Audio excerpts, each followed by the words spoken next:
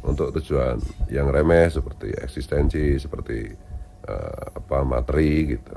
Jadi tiba-tiba kadang-kadang muncul sosok yang pemberani yang luar biasa mencaci maki para Habib gitu. Nah, ujung-ujungnya mereka ternyata apa yang mereka lakukan itu hanyalah proposal untuk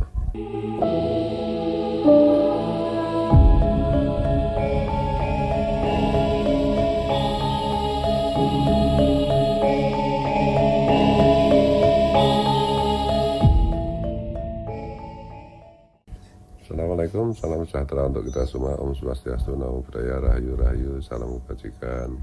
Salam, semoga semua makhluk berbahagia. Salam Pancasila merdeka.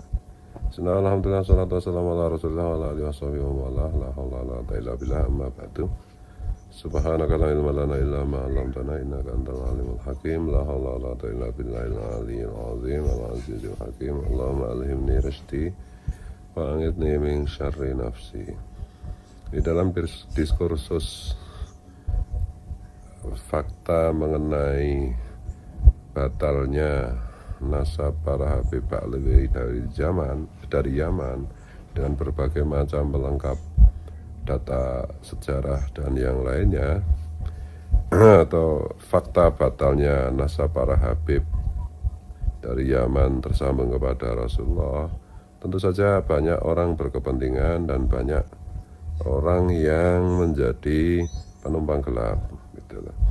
Kalau berangkat dari apa yang saya alami sendiri pada dua tahun yang lalu, setelah saya memberikan banyak kritik kepada perilaku Habib yang menyimpang dari ajaran Islam, seperti yang dilakukan oleh Rizik Syihab Bahar dan yang lain-lain, dan membahayakan Pancasila karena mereka mau membuat NKRI bersyariah, negeri berkhilafah.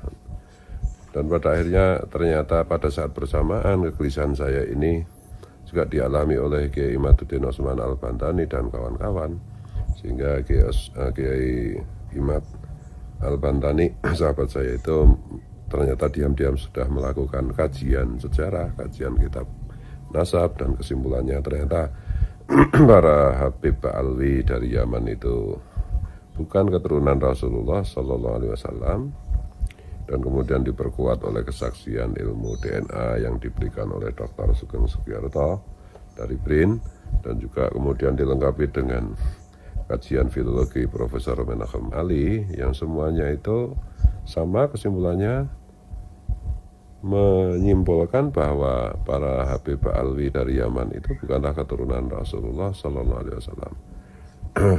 Dan tentu motif kami, orang-orang yang mempunyai kegelisahan yang sama mengenai pentingnya menjaga Pancasila, karena dengan menjaga Pancasila sekaligus juga menjaga Bhinneka Tunggal Ika, itu artinya kita sedang menjaga bangsa dan negara kita di masa-masa yang akan datang gitu. Nah, jadi concern kami di situ. Jadi bukan sekedar nasab Habib itu palsu atau tidak palsu, tetapi kepalsuan nasab Habib Ba'alawi dari Yaman ini kita ungkap karena mereka menggunakan klaim nasab mereka sebagai keturunan Rasulullah SAW itu untuk merusak Islam dan merusak bangsa dan negara gitu. Nah, tentu saja diskursus ini karena mendapat sambutan yang luas, apalagi setelah Guru Gembul, kemudian Bang Haji Roma Irama juga ikut mengangkat, juga channel-channel semuanya, baik yang channel-channel besar maupun channel-channel yang kecil gitu. Itu sampai hari ini hampir 2 tahun diskursus ini di medsos terus-menerus bergema, terus-menerus konten-konten itu mengalir, dan di alam offline di masyarakat diskusi-diskusi itu masih terus-menerus berjalan, baik yang tercermin dari grup-grup WA maupun pembicaraan-pembicaraan di warung kopi, di warung angkringan, di gardu ronda gitu.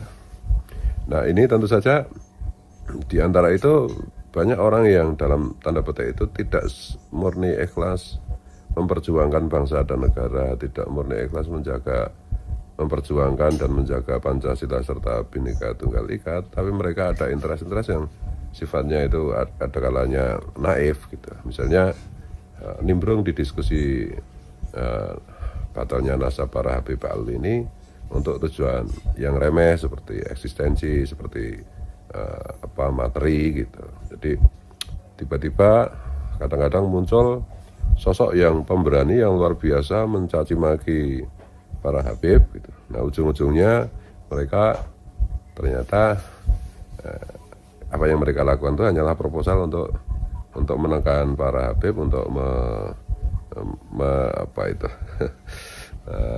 meminta uang gitu, meminta sejumlah uang dan yang lain-lain gitu. Kemudian ada juga yang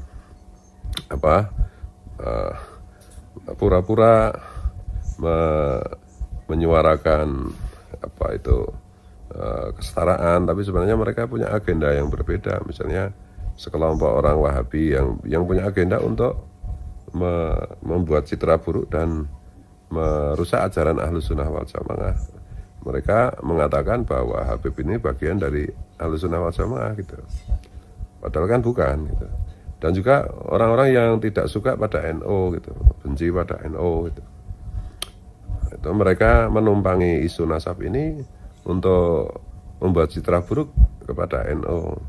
Dan konyolnya lagi ada beberapa tokoh NU bahkan sekelas Rais Ngam itu pun dengan membabi buta itu membela kepalsuan nasab para Habib ini. Nah, ini menjadi pintu masuk atau celah para pembenci Nahdlatul Ulama untuk menyerang NU dengan berdalih palsunya nasab para Habib ini. Dan juga orang-orang yang membenci Tarekat gitu ya, karena para Habib ini juga merusak Tarekat yang semestinya yang benar. Tarekatnya para ulama yang sudah masyhur seperti tarekatnya Syekh Abdul Qadir Al-Jilani dan yang lain-lain itu. Itu orang-orang yang benci tarekat itu juga ikut-ikutan nimbrung di isu nasab, isu batalnya nasab para Habib ini, bukan dalam rangka kesetaraan, menjaga Pancasila, menjaga Bhinneka Tunggal Ika, menjaga bangsa dan negara, tetapi karena semata-mata kebencian mereka kepada tarekat gitu. Nah, tentu saja masyarakat luas, karena saya selalu mengatakan bahwa masyarakat luas itulah sebenarnya alat Tuhan untuk menyampaikan, menegakkan kebenaran. Masyarakat luas tentu saja memahami mana orang-orang yang benar-benar concern, benar-benar serius memperjuangkan Pancasila dan Bhinneka Tunggal Ika. Dengan salah satu caranya adalah membongkar